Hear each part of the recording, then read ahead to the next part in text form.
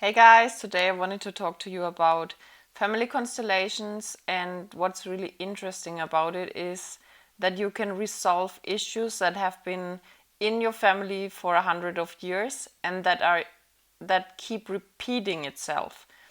And I did a family constellation today, and that was so interesting because I noticed for the first time in my own ancestor line when there was a repetition, and I was living the repetition myself. So this was really fascinating for me to watch and see and resolve it. And so you've heard of it that always, like for example, um, a child dies, or always the men leave, or always someone dies. And it's a repetitive pattern in the ancestor line.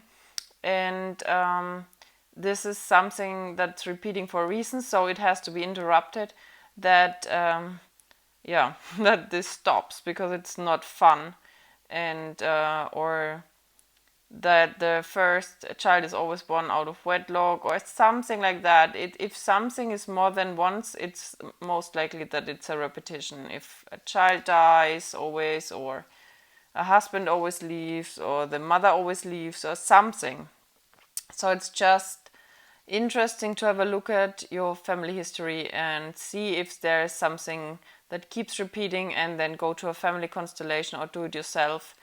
And this is something you should only do if you're experienced and if you're knowing what you're doing, because yeah, you should really resolve it, because I've already heard it from a lot of people that they say, oh, it's dangerous, or I felt worse afterwards. Yeah, if you don't resolve it completely, you feel worse afterwards, because it brings up all this stuff and it doesn't go away, so it makes it more present.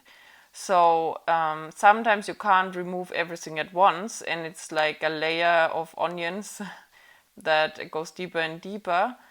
But you have to make sure that you remove it completely. Otherwise, you're just opening up a Pandora's box, and everything comes just flying outside, and you have to deal with it, and it's not necessarily comfortable, especially because most of the time in these repetitions you think it's your own emotions, and it's not.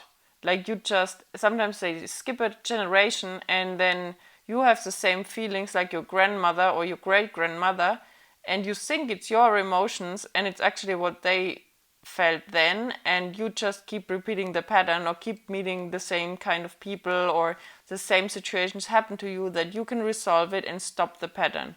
So this is something really, really important. And yeah, so let me know if you also have some repetitive patterns in your family and how you could resolve it. Bye guys.